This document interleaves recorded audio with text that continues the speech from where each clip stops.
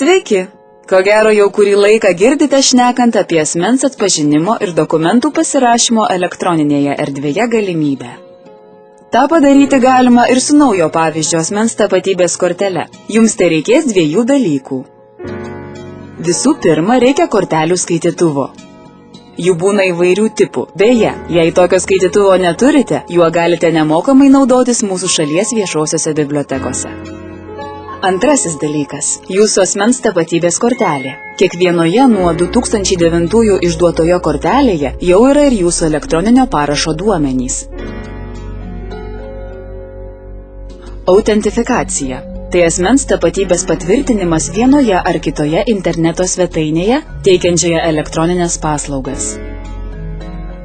Anksčiau, norint prisijungti prie elektroninės valdžios vartuose esančių paslaugų, reikėdavo jungtis per elektroninės bankininkystės sistemą, pavyzdžiui, jungiantis prie elektroninio deklaravimo sistemos. Išsirinkus savo banką, reikėdavo suvesti prisijungimo duomenis. Tik tuomet bankas perdavė sistemai jūsų asmens duomenis patvirtindavo jūsų tapatybę. Dabar prisijungti prie elektroninės valdžios vartuose esančių paslaugų galite ir su asmens tapatybės kortele. Parodysiu, kaip tą padaryti. Pasirinkime gyventojams skirtas paslaugas. Su asmens tapatybės kortele galima užsisakyti bet kurią iš šių paslaugų. Prisijungime vėl prie elektroninio deklaravimo sistemos, tik šįkart su asmens tapatybės kortele. Šiame sąraše šalia elektroninės bankininkystės sistemų yra ir mums reikiamas prisijungimo būdas – asmens tapatybės kortelė. Matome standartinį prisijungimo puslapį. Šiuo metu į skaitytuvą reikia įdėti savo kortelę. Įdėję kortelę galėsime pradėti autentifikaciją. Jei viską atlikote tinkamai, naujai atsivėrusiame lange matysite savo vardą, pavardę, kortelės galiojimo terminą. Tuomet spustelėkite štai šį mygtuką. Įveskite savo asmens tapatybės kortelės PIN kodą. Jis jums turėjo būti duotas kartu su asmens tapatybės kortele specialiame voke, panašiame į gaunamą kartu su banko kortele.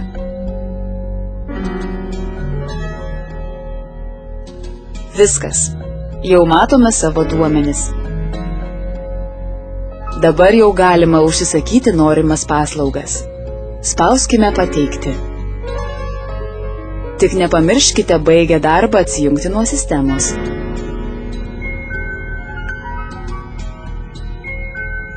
Dar vienas asmens tapatybės kortelės funkcionalumų – galimybė elektroniniu parašu pasirašyti dokumentus.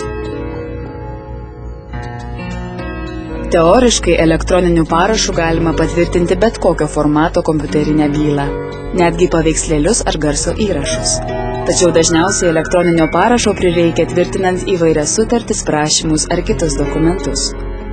Parašas ant šių dokumentų gali būti uždedamas specialiomis taikomosiomis programomis – Juste arba Signa. Tačiau mes parodysime, kaip pasirašyti elektroninį dokumentą internete. Prisijunkime prie elektroninės valdžios vartų portalo. Spauskime e-pasirašymas. Šioje sistemoje galima pasirašyti, papildyti ir pasirašyti, patikrinti bei peržiūrėti pasirašytą elektroniniu parašu dokumentą. Pirmiausia, įdėkite asmens tapatybės kortelę į skaitytuvą. Paspauskite nuorodą ad-hoc sudarimas ir pasirašymas. Iš karto atsidarys pasirašymui skirtas puslapis. Būtina užpildyti žvaigždute pažymėtus laukus. Įrašykite dokumento pavadinimą.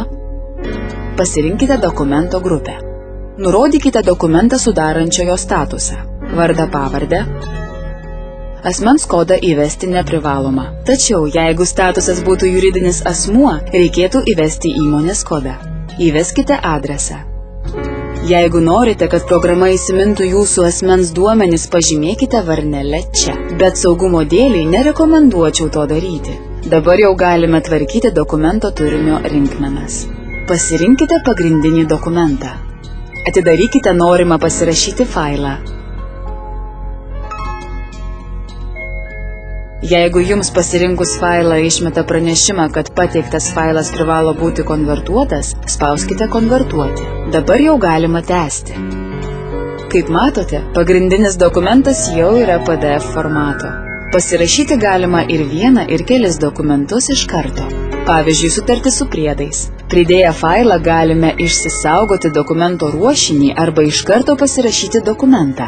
Kadangi dokumentą pasirašyti gali nebūtinai tas pats asmuo, kuris sudarė, šiame etape prašoma įvesti pasirašančiojo asmens vardą ir pavardę.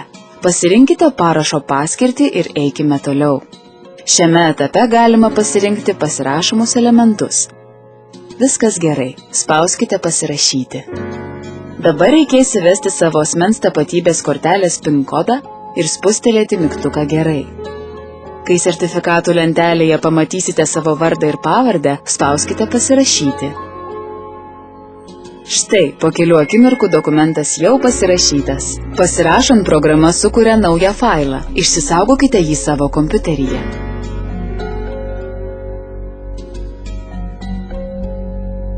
Senasis originalas lieka nepakeistas, o naujas ADOC formato failas – tai pasirašytas dokumentas su elektroninio parašo informacija.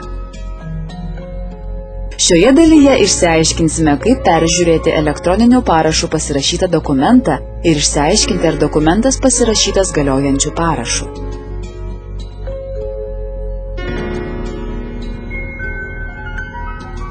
Elektroninės valdžios vartų portale paspauskite e-pasirašymas. Pasirinkite ADOC dokumento peržiūrą ir tikrinimas. Paspauskite naršyti. Susiraskite elektroniniu parašu pasirašytą dokumentą. Su šia sistema galima patikrinti tik ADOC formato dokumentą. Spauskite atidaryti. Tada peržiūrėti dokumentą. Jeigu norite peržiūrėti dokumento turinį, spauskite šią nuorodą. Norėdami peržiūrėti duomenis apie dokumentą, spauskite nuorodą Dokumento metaduomenys. Norėdami peržiūrėti informaciją apie pasirašiusįjį asmenį, spauskite Parašai. Ir galiausiai, norėdami įsitikinti, ar parašas galiojantis, spauskite Tikrinimas. Jeigu dokumentas buvo pasirašytas korektiškai, jums sistema praneš, kad tikrinant dokumentą nenustatyta jokių klaidų. Jeigu sistema išmeta pranešimą apie klaidas, kreipkitės į dokumentą pasirašiusįjį asmenį arba kontaktiniais telefonais nurodytais www.epaslaugos.lt portale.